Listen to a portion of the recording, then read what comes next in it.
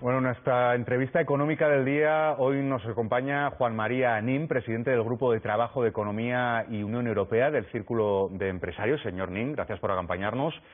También puedo explicar todo su amplio historial como consejero delegado, presidente en Criteria, en CaixaBank, en muchas otras entidades, pero casi que voy a aprovechar todos los segundos que tenemos para hacerle la entrevista. Bueno, si este miércoles el Congreso rechaza las cuentas del partido, del partido en el poder, del PSOE, ¿eso sería una magnífica noticia para la economía española? Lo que sería una magnífica noticia para la economía española sería que tuviéramos un presupuesto respaldado por la mayoría de la representación parlamentaria de los españoles. El contexto no es bueno, y no es bueno porque ya hemos vivido dos prórrogas presupuestarias y además entramos en el año 19 con un incumplimiento del presupuesto en términos de déficit que va a ser superior al previsto. Y si tuviera entonces el apoyo de toda la Cámara, ¿le parecería una magnífica noticia? Porque claro, veo el título que han puesto al informe, que es ausencia de estrategia ante la desaceleración. Bueno, parece una declaración de intenciones, no se creen mucho esos números. Claro que sí, las mayorías, aunque fuera de toda la Cámara y por más abrumadoras que sean, no respaldan en absoluto, pero sí dan una pista sobre la bondad del subyacente. Es decir, al final, por mayoría, ¿qué es lo que estamos aprobando? Se puede aprobar una barbaridad o no, pero mi punto, que creo que lo ha cogido muy bien, era que presupuestos con soporte parlamentario endeble, en el límite de nuestros compromisos de estabilidad presupuestaria y en una zona de vigilancia y de sanción potencial por las comunidades europeas, porque tenemos el raro honor con Francia ser el único país en vigilancia especial, son una mala noticia para nosotros. Deberíamos ser capaces de que esa unanimidad o esa mayoría además se hiciera sobre una pieza tan maestra como es el presupuesto, técnicamente aceptable y coherente con el pasado y con lo que tiene que venir. Los datos que hay no le parecen coherentes, es decir, por ejemplo, esa subida de ingresos del más 9,5%, ¿no le parece creíble? Vamos a ver, yo creo que no se trata tanto de una cuestión de creencias o de aproximaciones afectivas o incluso ideológicas. Sí, no, se lo pregunto técnicamente. Sí, técnicamente, porque debemos respetar, ¿no? Este presupuesto, y así lo hemos dicho en el Círculo de Empresarios, que es la institución donde sirvo en estos momentos, en esa Comisión de Economía, ya medimos y fuimos los primeros en producir un documento que contenían un elemento de riesgo elevado. El elemento de riesgo elevado es que la previsión que se hace de ingresos casa mal con dos cosas fundamentales. Una, con la experiencia que hemos tenido en España en los últimos 10 años, donde el crecimiento del Producto Interior Bruto en términos nominales, incorporando por lo tanto la inflación, suele verse reproducido al año siguiente, ese crecimiento en unos ingresos superiores, la base superior, con un multiplicador de 1,1. Por lo tanto, un poquitín más. Cada vez somos mejores recaudando, o con nuevas figuras impositivas. Sin embargo, en estos presupuestos, la experiencia adquirida en 10 años se dispara de una forma extraordinaria. Para que se haga una idea, no quiero abundar mucho en números, pues de un crecimiento que debería ser del 4,5 hasta prácticamente el 9. Este es un fenómeno, cuando menos, misterioso, que arroja dudas sobre la cifra de déficit a alcanzar, el 1,3, que es la que está en la senda presupuestaria y es el horizonte marcado con Bruselas. El segundo factor, que introduce también muchas dudas, es que venimos ya de un incumplimiento de la senda en el ejercicio económico real del año 18 y por lo tanto en términos de déficit vamos a terminar medio punto de lo que estaba previsto y claro, si uno termina no cumpliendo con los deberes, vamos a decirlo en términos escolares, medio punto, que es mucho dinero, y al año siguiente los deberes escolares son muy exigentes, eso es un hándicap muy importante. Para que se haga una idea, de unos 16.000 millones. Si además resulta que en los ingresos computamos 13 meses en vez de 12, porque el IVA de diciembre se vuelve a incorporar, todo ello nos conduce... ¿Me parece una trampa contable, quizás? O...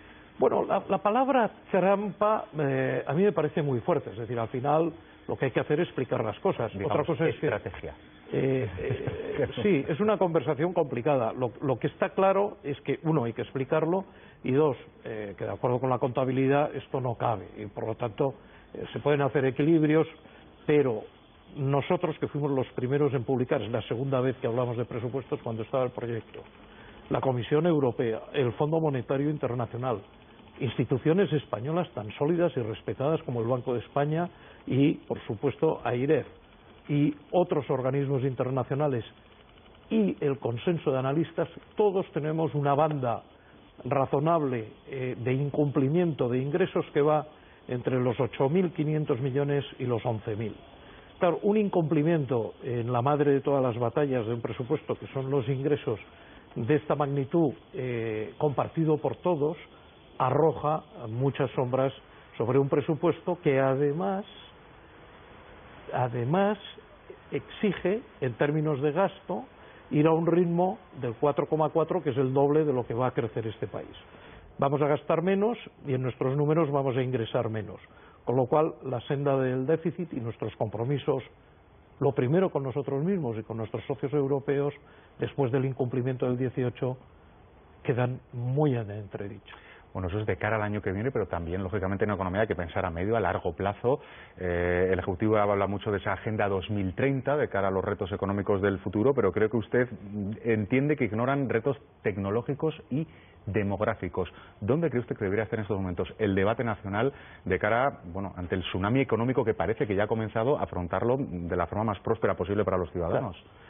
Tiene usted toda la razón. El presupuesto es un ejercicio anual que no es más que una pieza que entre todos convenimos que se puede hacer cada 12 meses, se podría hacer cada semana, Dios no lo quiera, o se podría hacer cada 2 años, pero hemos convenido en que está bien hacerlo cada 12 meses, pero que forma parte de un proceso continuo donde los gestores del presupuesto, al igual que de otras instituciones, tienen que tener en cuenta el escenario.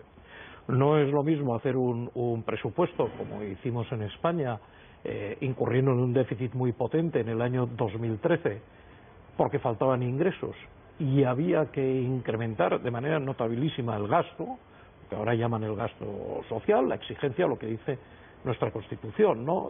Un Estado social de derecho. Luego en el mundo anglosajón hablan de Estado de bienestar. La nuestra es, en este sentido, una Constitución más amplia, más completa, y yo diría que, desde un punto de vista jurídico y económico, mucho mejor, un Estado social, ¿no? Pero en las etapas de bienestar es cuando realmente hay que proveer para tener, y por eso decimos ausencia de estrategia ante la aceleración, un margen de maniobra que permita... Lo que nos decía el Fondo Monetario Internacional, ¿no? Decir, oye, aprovechar que estáis en ciclo expansivo, claro. ¿Qué tendríamos que estar haciendo? O le hago preguntas más concretas. No. Por ejemplo, pensiones y seguridad social, ¿hay que reformar ya o de momento podemos respirar? Pues mire usted, si seguimos como estamos, de un 3,5 de déficit que aportan las pensiones al PIB, me parece que en 15 años nos vamos al 48%, a un déficit anual de 480.000 millones. Es insoportable.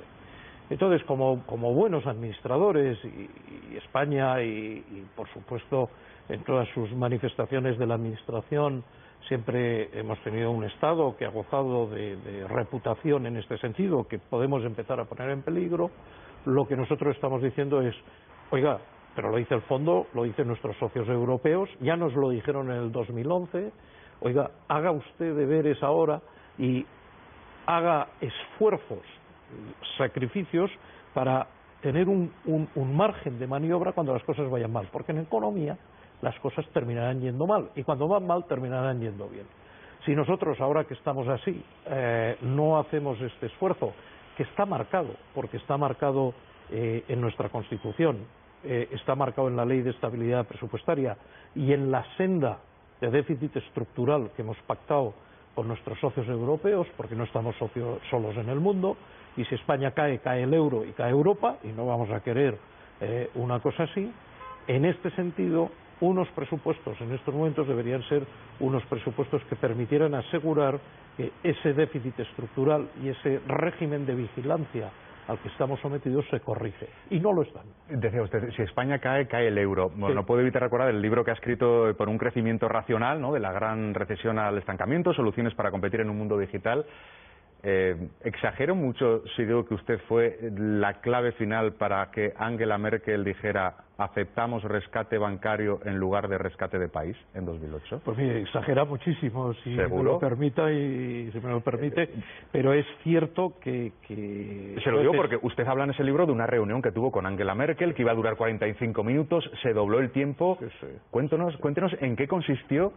No se lo contaba nadie, lo cuento en el libro. Bueno, pues aprovechemos la tarde de 24 horas para saberlo. Que es una buena oportunidad, ¿no? Pero es cierto que la experiencia que algunos hemos tenido, la suerte en la vida, porque es una suerte y un privilegio, en determinados momentos permite asistir como espectador, pero también como instrumento de otras personas y de otras instituciones a momentos que son claves, ¿no? Lo que los anglosajones llaman el trigger, ¿no?